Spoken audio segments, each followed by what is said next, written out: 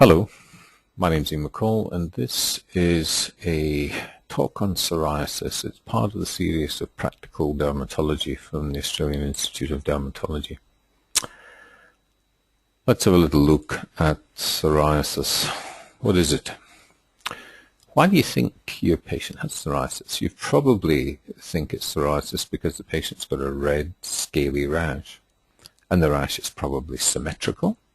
It's probably accentuated on the elbows and the knees, although you can have psoriasis anywhere in the body. But elbows, knees, scalp, and perhaps some scattered areas in the lower buttock are the common areas where you'll tend to get this condition. Tends not to be seen much in sun-exposed areas because ultraviolet light has a beneficial effect in psoriasis and tends to stop the hyperproliferation of cells. That's a hallmark of this condition. In psoriasis, the skin grows 6 to 10 times faster than normal, and there's a proliferation of blood vessels in the dermis, and that's what gives it its pink color that you see. So, this is one of the typical features of psoriasis, this typical scale here. Some areas, when the scale isn't too obvious, if you take your finger and scrape it, you get what's called candle wax, scale-like appearance. But virtually all psoriasis will be scaly. The only place of psoriasis that won't be scaly is if you have it in moist surfaces, like flexures in the groin or perhaps under the breast. In these areas, you may see the scale at the outside edge here, but the area that's moist and in contact with each other, these areas don't show scale. Now, psoriasis is inherited. There's little doubt about that. If one parent has psoriasis, then there's roughly about a 30% chance that one of the children will get it. If both parents have psoriasis, there's about an 80% chance that any of the children will get psoriasis. But it's multifactorial. There's a variety of gene factors that are involved in psoriasis on different chromosomes as well. And when you examine the chromosomes, you find that there's a relationship between psoriasis and, say, Crohn's disease, in that the genetic defects overlap in both conditions. And the frequency of Crohn's disease in patients with psoriasis is increased, and I think it's by a factor of about 4. So what are the other important things in psoriasis? Well, there's a lot of genetic and immunological factors. Those immunological factors are infiltrates of what are called CD4 positive cells. There are some CD8 positives, but they're mainly CD4. And these cells produce cytokines. Now, cytokines are molecules that are involved in the inflammatory reaction that we see in a variety of disorders. And they include substances such as interferon gamma and interleukin-2, and also interleukin-12, and also tumor necrosis factor alpha. And it's the latter that is being attacked by a variety of drugs that we have nowadays called biologics. Many of these are anti-tumor necrosis factor alpha drugs. But they're very expensive drugs. They often have to be given either by infusion or subcutaneous injection, sometimes every couple of weeks, but with some of the newer ones, such as Stelara, they're given 3 monthly. But at this stage, let's just concentrate on some of the other variants of psoriasis that you can see. This is guttate psoriasis or raindrop psoriasis. It tends to occur shortly after a streptococcal throat, either a tonsillitis or a pharyngitis or a strep infection elsewhere. And it seems to turn the psoriatic process on, and this may be the initial presentation of psoriasis in some children. It tends to affect the trunk. Sometimes the lesions are confluent and can form larger plaques, but they're usually much smaller, sort of teardrop-shaped red scaly plaques. The other areas that you should look for psoriasis are on the nails. Up to 50% of patients with psoriasis will have nail involvement at some stage, and that nail involvement can either be the nail matrix at the underneath the posterior nail fold here, or it can be under the nail bed. If it's the nail matrix, you get dystrophy of a nail. A nail's thickened and partly deformed. And in mild cases, you may just get what's called pitting, like the surface of a thimble, where there's damage or there's malformation of the keratin of the nail. And in these little areas, the malformed keratin gets washed away, and you're left with these small little pits on the surface. We'll see that later. If you get psoriasis mainly in the nail bed, then the nail can lift, and that's called onycholysis, and you can get sometimes a yellowish discoloration called an oil spot sign. And it just means that there's psoriasis in the actual nail bed, and it's going to lift the nail up and off.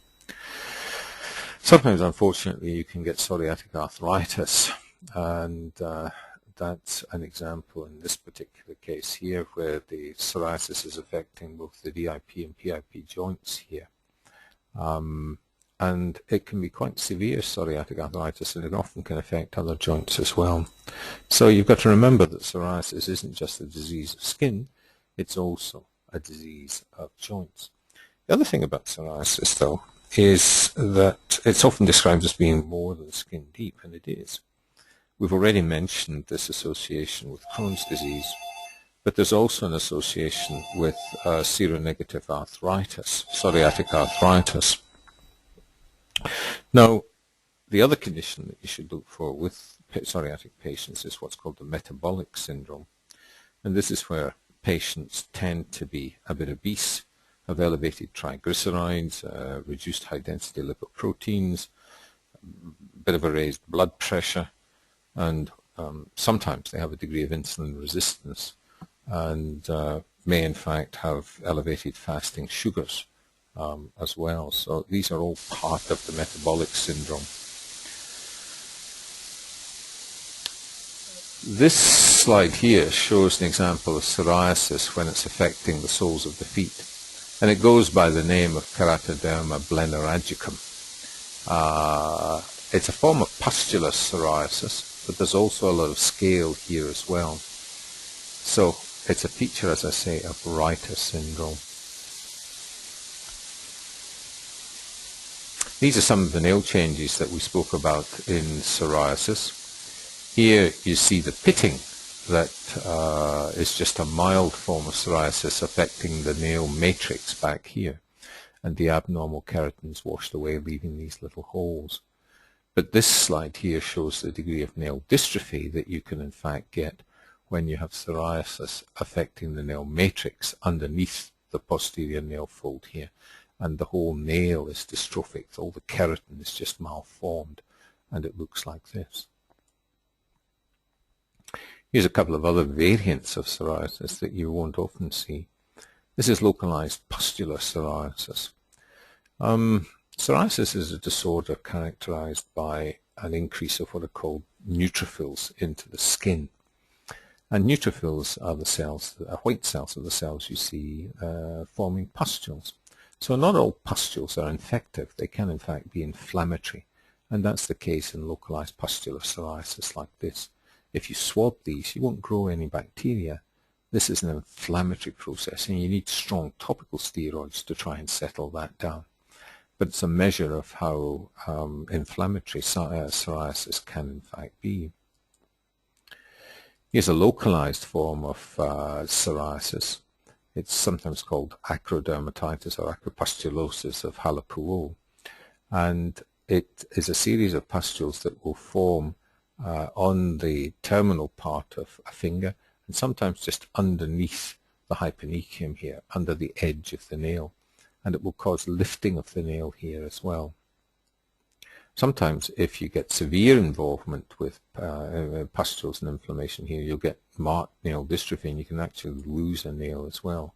I think that's an example of it here, where you've had pustules and actual damage to the nail matrix here, and you get this severe dystrophy of the nail. These are other rarer forms of psoriasis. This is acute pustular psoriasis, where someone was given some intralesional steroid, intramuscular, I think it was steroid into a joint, and as that steroid wore off, his chronic plaque psoriasis flared, and all these little pustules of pustular psoriasis came up. But this isn't a common presentation of the condition. And sometimes psoriasis just presents as areas of hyperkeratosis, like this keratoderma, excess keratin that's formed on the sides of the soles of the feet here. If you were to scrape the skin here, you'd see the more typical surrounding psoriasis. Here's another example where it's affecting the palms of the hands. You see the thickened psoriatic scale that's occurring on the main friction-bearing areas of the hand. You can almost see a line there where the psoriatic process is ceasing.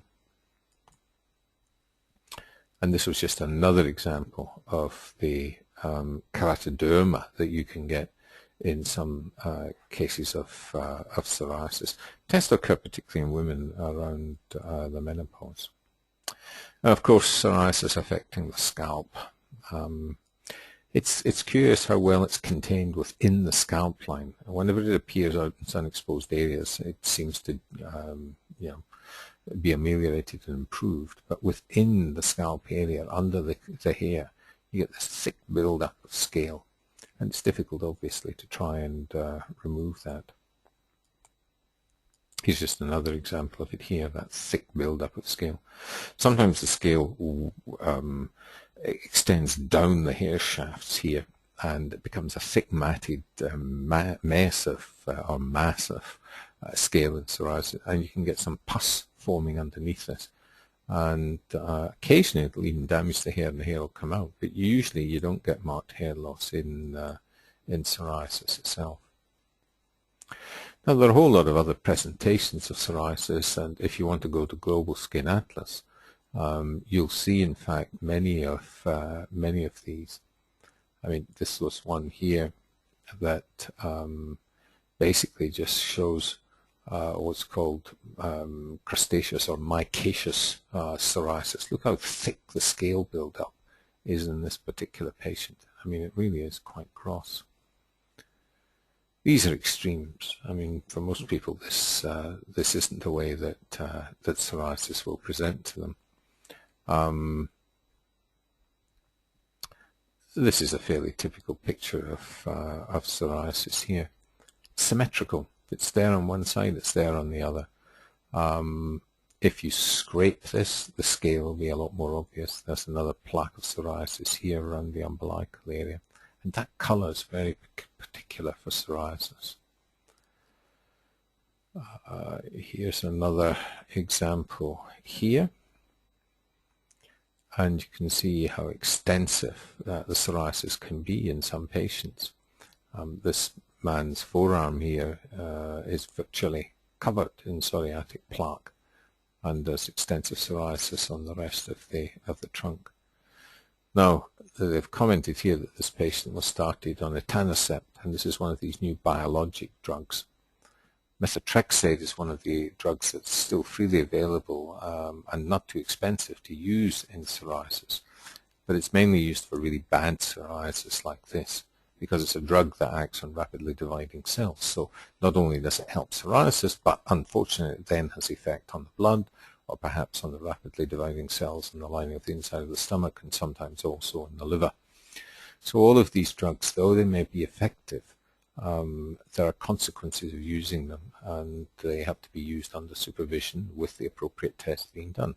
But we've been treating psoriasis for many years, so we know how to use these drugs. And even though the side effects may sound a bit alarming, if you're being looked after by a good doctor who understands the use of these drugs, you shouldn't run into trouble. You have to play your part as well.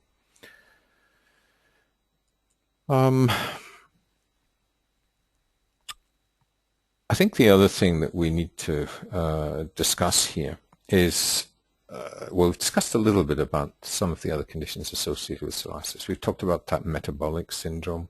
We've talked about Crohn's disease, talked about psoriatic arthritis.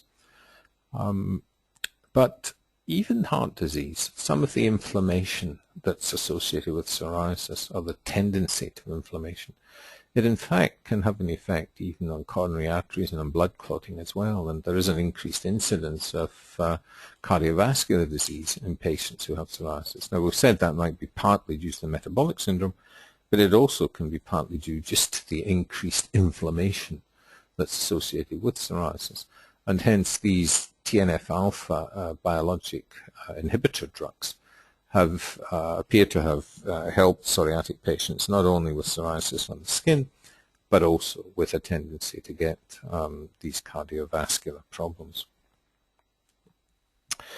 So, you've looked at your patient, you've checked the normal areas for psoriasis, you've checked genital areas and the like as well. You've noted that in flexural areas it's unlikely they're going to get much in the way of scale. What are the other conditions that you've perhaps considered as differentials?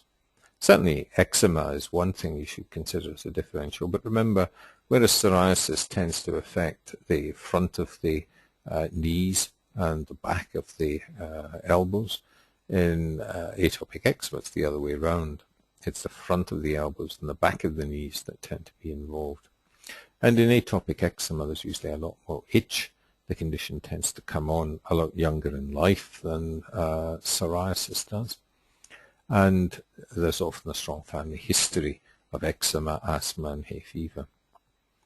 Psoriasis can get itchy, but not to the same extent as atopic eczema does. Remember, the mnemonic for red scaly diseases was the PM's PET, P-E-T, psoriasis, eczema, tinea. The little cat was called Petal that he had, so the AL was an annular erythema and the L for lupus. And the P at the beginning for the PMs was pityriasis rosea, pityriasis versicolor, pityriasis rubra-pilaris, pityriasis lichenoides. These are all red scaly diseases. The M was mycosis fungoides, a T-cell lymphoma, and the S, solar damage, because remember, a lot of solar damage is red and scaly. So there's a variety of conditions that you have to take into consideration as differentials for psoriasis.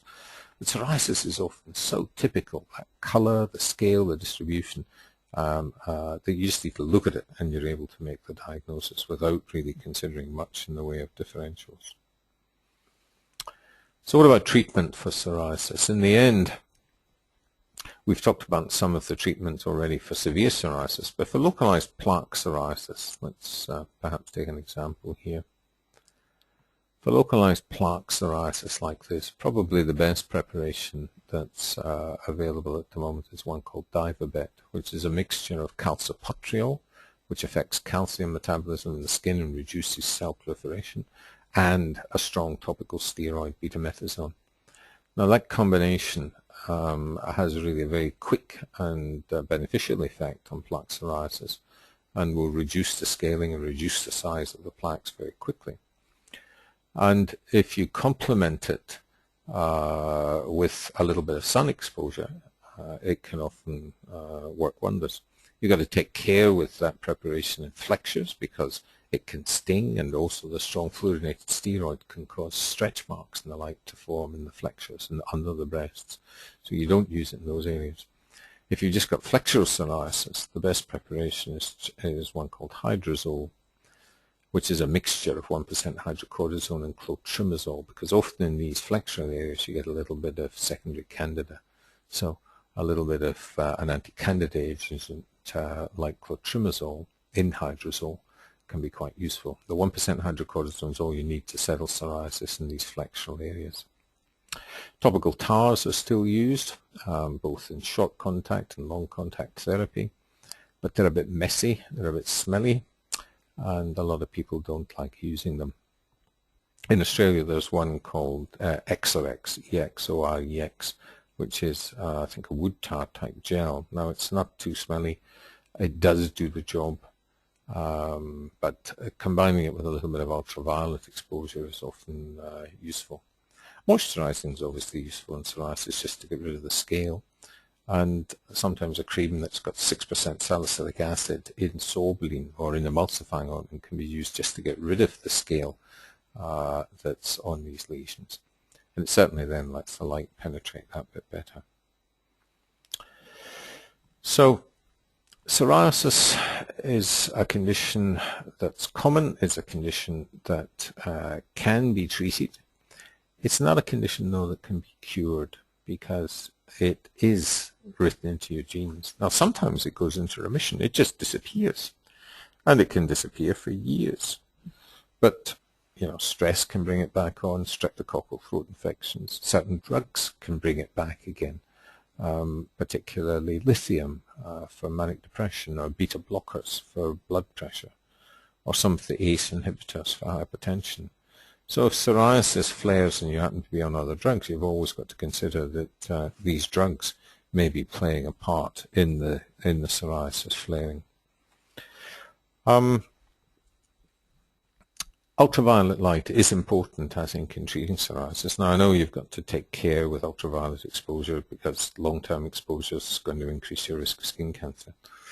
But it is of fundamental benefit in treating psoriasis, and most psoriatic patients are quite happy to weigh up the risks of excess sun exposure with the benefits that it in fact gives their chronic plaque psoriasis, so that most psoriasis will improve in the summer months with sun exposure and will get bad again in the winter months when that sun exposure is reduced. We could spend some time talking a bit about other therapies, but these other drugs like neotigacin, a retinoid, methotrexate, which we've made mention of, cyclosporin, they're all drugs which are really only for severe psoriasis, and it's best you sit down with your doctor and have a chat about these medications and get it explained to you why they work and how they work and what the possible complications are, and the investigations that have to be done before you start them, and the investigations that have to be done when you're on them. In the hands of a good doctor, psoriasis can be well managed with these drugs, even very severe psoriasis, and certainly with the new biologics that are available. Even very severe psoriasis can be wonderfully controlled with these drugs. The problem is these biologics are terribly expensive, and certainly in Australia the government limit their availability unless you've failed therapy with all these other medications that I've spoken about, including ultraviolet light. So psoriasis can certainly be very well controlled nowadays. Patients have to play their part as well, though. They've got to keep themselves fit. If they suffer from aspects of the metabolic syndrome and they're overweight and they've been drinking too much alcohol, then they've got to deal with those aspects of psoriasis as well. It's not just going to see a doctor and being given medications. It's the way you approach your whole lifestyle, the stress that you're under, the diet. Diet's not really of great importance in psoriasis. I mean, diet's important in your whole general health and well-being, but we're not aware of it having a fundamentally deleterious effect not directly on psoriasis, but perhaps indirectly by making you diabetic and increasing your insulin levels and the effect that has on exacerbating psoriasis. So everything's interrelated. You've got to look at all aspects of your lifestyle if you suffer from psoriasis, not just some new cream to, in fact, put on your skin. Thank you very much.